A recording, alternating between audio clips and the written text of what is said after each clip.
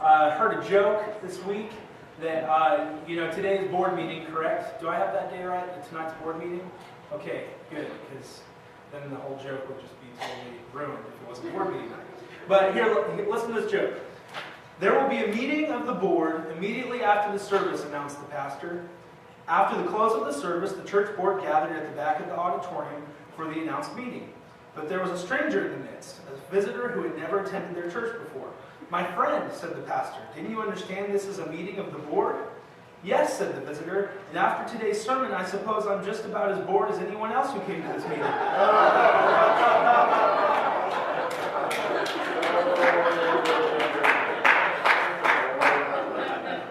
Hit a little too close to home for me, but I thought I would share that with you today. Will you pray with me, please? Lord God, I thank you that we can laugh together, God, that we can experience life together, encounter you together as a body of believers. Lord, I pray today that you have me speak your truth only, that we hear your truth only. God, that we can connect with you today in a very real, tangible way, Lord, that changes us forever. I ask these things in your name. Amen. So, some of you are siblings, have multiple brothers and sisters. Some of you are only children. And I personally was an only child for much of my life until I was about 7 years old when my mom had my brother. And it was a great thing. It was really good. And but, like I've said before, rivalries kind of happen. And what tends to happen, and what most parents will not admit, is that parents will slightly favor a child over the other. Tracy's laughing. I don't know what that means. But parents will do this even without knowing it. And so Kasha, there's a story that kind of goes around in her family that she told me the other day that I laughed for hours about, because I wish soon you will meet her dad and you'll know why this is funny. But her dad's name is Hans, and he was, when you guys were younger, he was introducing her sister Casey and Kasha to some people, I'm guessing. And he pointed to Casey and he said, "This is Casey. She plays basketball. She is the star of her basketball team. She's fantastic." And then he pointed to Kasha and said, "This is Kasha. She dances in her room."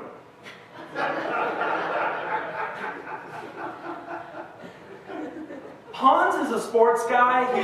He loves sports. And so his daughter that was really into sports and was great at basketball, he kind of bragged about. And, Kasha is not super athletic, is how I would put it lightly. And she dances in her room, still to this day. But, Hans didn't mean to do this and make it look like he kind of favored Kasha's sister Casey. But, we kind of do this like a parent will slightly favor or kind of show favor to the child that is most like them.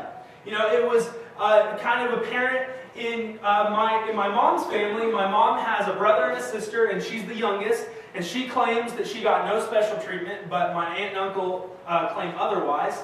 But my grandma and grandpa are very musical. They're into theater. My grandpa was a theater director, and my uncle and my aunt didn't really go into that.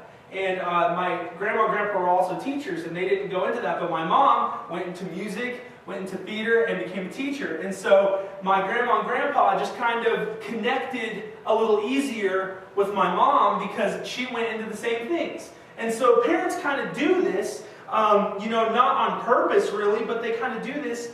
And last week we talked about Isaac, correct? Am I on track? Isaac? It's sad when I don't remember.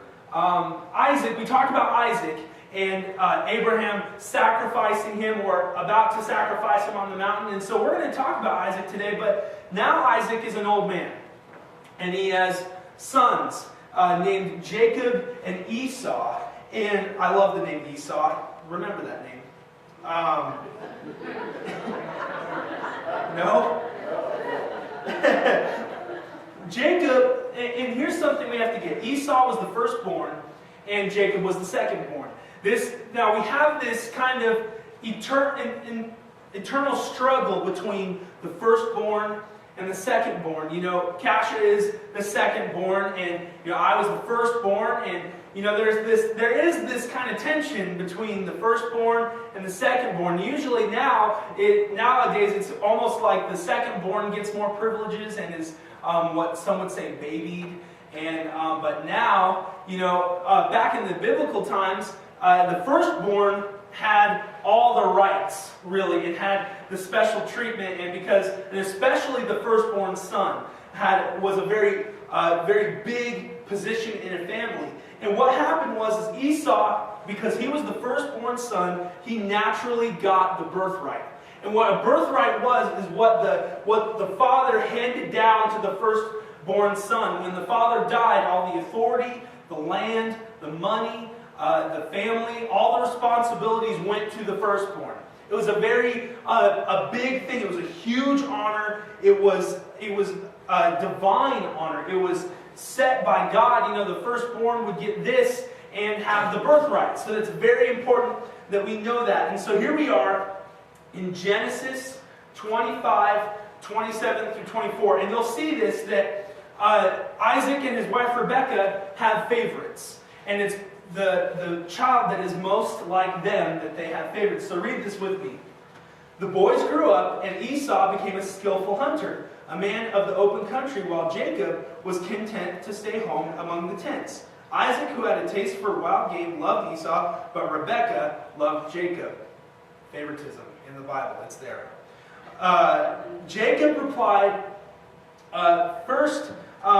once Jacob was cooking some stew, Esau came in from the open country famished. He said to Jacob, "Quick, let me have some of that red stew. I'm famished." That is why he was also called Edom. Jacob replied, "First, sell me your birthright." "Look, I'm about to die," Esau said. "What good is my birthright to me?" But Jacob said, "Swear to me first." We've heard siblings do this, where they bribe each other. So he swore an oath to him, selling his birthright to Jacob. Then Jacob gave Esau some bread and some lentil stew. He ate it and drank, and then got up and left. So Esau despised his birthright. The birthright was one of the biggest honors you could have in a family. It was a very prominent role, and Esau sold it to get some stew. This is not the attitude that most firstborns had towards their birthright. The birthright was something you wanted. It was something that you should have. And so when Esau had sold his birthright, we see something very important, that Esau did not really care about his birthright. It wasn't important to him. It wasn't a big deal. It even says in Hebrews 12, 16 through 17, "See that no one is sexually immoral or is godless like Esau, who for a single meal sold his inheritance rights as the oldest son. Afterward, as you know, when he wanted to inherit his blessing, he was rejected. Even though he sought the blessing with tears, he could not change what he had done." Esau had this sort of "who cares" attitude about his birthright. And this was what the author of Hebrews said is godlessness. Because the birthright was a divine right given to the firstborn son. And so Isaac is older now, and he is kind of on his deathbed, and he has bad vision. He cannot see very well. And so his sons, Jacob and Esau, there's the birthright, and then there's the blessing. And the blessing is also given to the firstborn. It is very important, and it is a blessing from the father.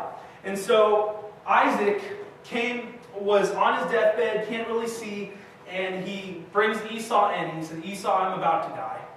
I don't know how long I'm going to last. What I want you to do is go out to the field, get some sheep, cook me up some lamb, cook me up a nice meal, because this is probably going to be my last meal, and then I will bless you. I will give you your blessing." And so Esau goes out to the field, and he's doing things. But Rebekah, Isaac's wife, heard him talking to Esau, and she's like, well, my son Jacob should get that blessing. And so she talks to Jacob and convinces Jacob to lie to his father and pretend to be Esau. And Jacob's like, well, but here's the problem. Esau is hairy, and I'm not. That cracks me up. He's like, I can't pretend to be him. He's so much hairier than me. I understand this.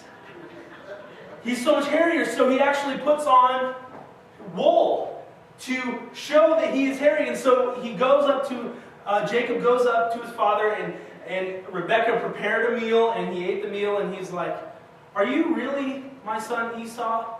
Because your voice sounds like my son Jacob, but you're hairy like Esau. And can you imagine being this old blind man on his deathbed and being confused like this? He's probably just like, my mind's going or something, because I'm confused. And so Jacob lies to his father and ends up giving him the meal, and then Isaac, being confused and thinking it was Esau, gave the all-important blessing to Jacob. And just as Jacob is leaving after getting the blessing, Esau walks in with the meal. Says, Father, it's me. Here's the meal you asked me to prepare for you. I'm ready for my blessing. He goes, who are you? Isaac's confused. Are you my son Esau?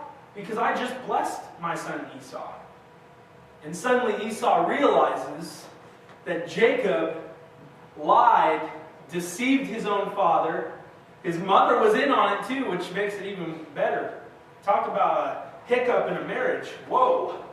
But Jacob stole the blessing, which some consider to be even more important than the birthright. It was that important. And so this blessing gets put on Jacob and not Esau. And so what happens is Esau swears. He says, in Genesis 27:41, he says this, Esau held a grudge against Jacob because of the blessing his father had given him. He said to himself, the days of mourning of my father are near, then I will kill my brother Jacob. This isn't like, I'm going to kill you. No, this is, I'm going to kill you, for real. I'm going to kill you because you stole my blessing. I'm going to kill you because I was famished and you took my birthright, which really, Esau didn't really care. But there is this tension now between Esau and Jacob. This relationship is ruined. It's ruined. And so what happens is Jacob flees to a family member named Laban, his mother's father, Laban. And what happened is he goes to Laban, and he's with this family, and everything's going great. Laban loves him, actually ends up favoring Jacob over his own sons and his own family. And then things go bad. And if we had hours, I'd tell you that whole story. But what ends up happening is he ended up tricking Laban out of things, ended up stealing birthrights and things from the other actual sons. And he had to flee from Laban because Laban started hotly pursuing after Jacob. Do you see this theme that Jacob is just struggling with people? He doesn't have good people skills. He doesn't have good people skills. He continues to struggle with his family. And so what God does is God tells him, hey, it's time to go home. Go back to the land of your kin and I will be with you. We hear that a lot with God. He says, go to a place, but I will be with you. We hear that often in the Old Testament. And so what happens is he goes, but see, Esau is at home, and he swore to kill me. I don't want to go home. He doesn't want to go home because he's going to face death.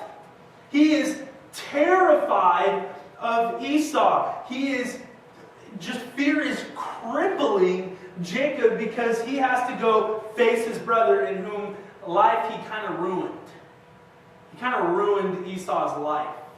He kind of ruined it. And so, have you ever heard the phrase, time to face the music?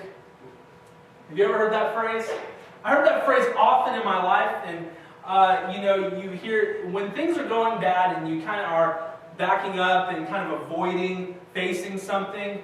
Somebody says, hey, it's time to face the music. It's time to face whatever you're running from. It's time to face your fear. It's time to face the conflict which you are trying to brush under the rug. It's time to face it. And finally, Jacob was running for so long, he was getting on everyone's bad side. He was deceiving his family over and over and over again. And finally, he could not run any longer. He had to face everything. And so he has his camp of people, and he's trying to figure out, he's like, you know what? What if we split our camp into 2 camps, and this camp take all these sheep and all these gifts and take it to Esau as kind of a bribe, so maybe he won't kill me. I take gifts. I would take a gift to not kill somebody. But you got to realize that Esau swore. He's like, I swear I will kill you if I see you again. And so Jacob sends half his camp to Esau with gifts. And he's like, well, if they kill this camp, then at least I'll have another group of people who will survive it and can run away. And so he's trying to control the situation. He's trying to manipulate the people around him like he has so much throughout this whole entire story of his life. He has manipulated people. He's deceived people. He is taking control in places he should have no control. Question, have you ever been afraid to go back to a place where you have a past? Have you ever been afraid to go back to a place where you were a different person than you are now? Kasha and I talk about this all the time when we go back to our hometowns. There's people who knew me in Haviland, which to me is just not far enough away, because those people can come here really easily. And I was just down at Barclay, speaking at Barclay, and people who knew me in high school had never heard me speak, didn't know I was a pastor, didn't even know I was married. Some people, they just had no clue. All they saw was skinny jeans, eyeliner, black hair, horrible at football Jesse. That's what they remembered, was high school me. And so I'm always afraid to go back, because then they know a different me. They know me who went to youth group, but then right after youth group went out and partied and did all this horrible stuff. I was the king of the hypocrites. I was a leader in my youth group, and still right after youth group of leading all my friends in prayer, we'd go out and be non-Christians. That's how people knew me. That's how people knew me. And so I get scared to go back to that place, because some people, and I think a lot of you would agree with me, will say, well, he used to be like this, so he'll never change. Even Kasha, when we go back to her hometown, we kind of get scared to go to Walmart every once in a while, because we're afraid we're going to see an ex-boyfriend or somebody who knew crazy Kasha back in high school. I could tell you some stories that she's told me and I'll get in trouble. But have you ever been afraid of that, to go back to this place where people knew a different you, where you may be facing the music of something that you possibly may have run away from? It is so hard to do sometimes, to go back to your town or go back to a place where you have a past. And I'm sure this is exactly what Jacob was going through. And so he knew that he had to go back. And honestly, I was writing all this, and I'm like, man, I'm just telling a history lesson here. I'm just telling a story. But here's the deal. I had to tell you all this information that led to this one moment in Jacob's life. You had to know the story leading up to this moment. If I had just told you about this moment, nothing would have made sense. Nothing would make sense. Just like in our lives, if I tell you, yeah, I just got a head pastor job, and it's pretty incredible, people would be like, wow, he's arrogant. But if you know my life story, then you would find out why that is pretty incredible for me. And so I had to tell you this life story, because everything was leading up to this one climactic moment in Jacob's life. It is huge in this moment. This one life-changing, crazy moment of Jacob's life. You see, Jacob was sinful. He deceived people, his own family. He did everything he wasn't supposed to do. He was sinful. He struggled with people. As we said, he was hurting on his people skills. And he had this view of God That God was just this simple thing that he could control. That when things went bad, all he had to do was go to God and God would fix it for him. So he had this view that he could almost control God in the situation. And this wasn't his own God. This was just the God that he grew up hearing about from his father and his grandfather. You know, he didn't really see it as his God. He just saw it as kind of what some would say a vending machine God. You know, that you put some good works in and then you get something back. That's just not how it works. And he's about to find that out very quickly. All of this life, his entire life, led to this one moment in Genesis 32, 22 through 32. Listen to this. That night, Jacob got up and took his 2 wives, his 2 female servants, and his 11 sons and crossed the ford of Jabbok. After he had sent them across the stream, he sent over all his possessions. So Jacob was left alone, and a man wrestled with him till daybreak. Pause. Is that just totally random to anyone else?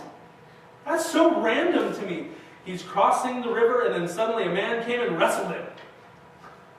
I have a hard time not laughing at this because it's so random. So random. So Jacob was left alone, and a man wrestled with him till daybreak. So that's a lot of wrestling, if you think about it. It's a lot of wrestling. A lot of wrestling. I'd get tired. Verse 25. When the man saw that he could not overpower him, he touched the socket of Jacob's hip, so that his hip was wrenched as he wrestled with him. Some translations say dislocated his hip. If you've ever had that, painful. Incredibly painful. Then the man said, "Let me go, for it is daybreak." But Jacob replied, "I will not let you go unless you bless me." The man asked him, "What is your name?" "Jacob," he answered. Then the man said, "Your name will no longer be Jacob, but Israel, because you have struggled with God and with humans and have overcome." Jacob said, "Please tell me your name." But he replied, "Why do you ask me my name?" Then he blessed him there. So Jacob called the place Peniel, saying, "It is because I saw God face to face, and yet my life was spared." The sun rose above him as he passed Peniel, and he was limping because of his hip. This is a very controversial passage because it is kind of random. It is kind of this weird thing that happens in the middle of Jacob's life, and suddenly this man comes to him in the dark and starts wrestling him. And some people say, you know, there's a lot of debate on who this is. And there's 2 versions. Some say it's an angel, and some say it's God. That he's actually wrestling God in human form. I believe, and from what I have studied, that this is God. This is actually God who came to wrestle Jacob. And that's weird. Does anyone else think that's kind of weird? It's like, of all the things for God to come do for Jacob, wrestle him? Wrestle? He came to wrestle him, wrestling with God. This is odd to me. This is very odd. But this is just one of the strangest passages I have ever read. But here's the thing. We have to ask, why on earth would God come in human form to wrestle Jacob in the dark? Why? What's the point? You see, Jacob was at a crossroads in his life. We've talked about it. All the way through his life, he has struggled with people. He has struggled. He has struggled with his family. He's deceived. He's sinful. He is at this point where God needed to intervene in his life. Have you ever been in that point? Where you're at a point in your life where you need God to do something. And do something radical in your life to wake you up. Sometimes we get into this place where our lives, where we're just going and going and going, and God, we're having a hard time hearing God because we won't listen. And so sometimes God needs to do something to get our attention, to humble us, to wake us up. And so in the dark, a man comes to wrestle Jacob. And so can you imagine being Jacob and you're walking around in the dark and then suddenly this man comes up to you? When I walk in the dark, if a man walked up to me in the dark, I would freak out. I would. Ask anybody who's been in the dark in the church and has scared me half to death. It's happened. Numerous of you have stories of me having a heart attack. I think it was Shelly where I actually fell on the ground because it scared me so bad. It startled me. And so as Jacob, in the dark, this man comes up to him. He's not saying, hey, how's it going? He walks up to Jacob and starts wrestling him. Can you imagine Jacob like, hey, what are you doing? Hey, stop. Hey, all right, okay, let's wrestle. And he's wrestling this man in the dark. I don't know why I find this so humorous, but I just think it's so odd. But the story is so important in Jacob's life. Just like Paul had a life-changing moment on the road to Damascus, this was Jacob's moment. This was Jacob's life-altering encounter with the Almighty God. This was his moment to see. And what's so important to realize is that Jacob didn't go to God. God pursued Jacob, even if it was to wrestle him. God came to Jacob to wrestle him. So we still have this question of, like, why wrestling? Why does God want to wrestle Jacob? Eventually they're wrestling until the break of dawn, and they're just going and going and going. And, I'm sure Jacob was successful. He was wrestling God and was winning. It said that God couldn't overtake him. And so Jacob's like, I'm sure Jacob's feeling pretty good, like, I've won. But then just with a little touch, God just touches his hip. And his hip goes out of place. Just like that.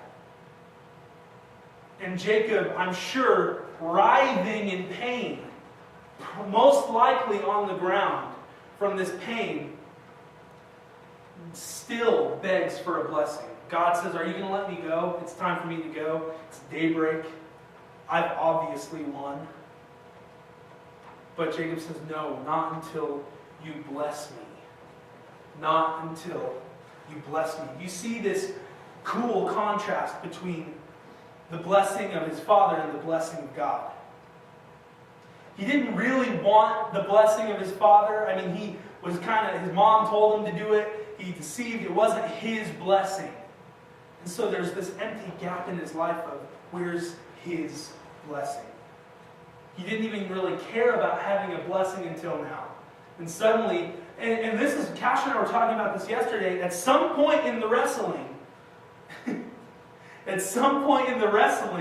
Jacob realized he was wrestling God. At some point, and let your imagination and your heart roll with this. At some point in the wrestling, he realized he was wrestling God. What move did God do to show that he was God? Was there a special hold that he put Jacob in? He's like, I'm God.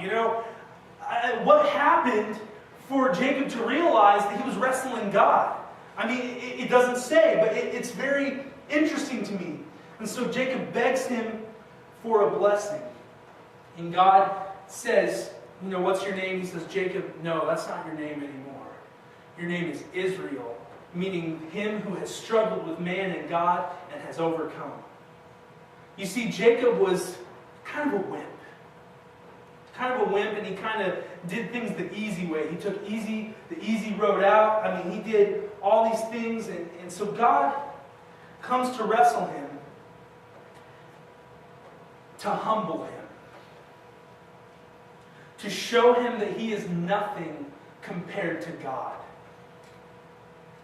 Some of us get into this place in our lives where we believe that we can control things, that we can control what God does in our lives, and we get this kind of a big head.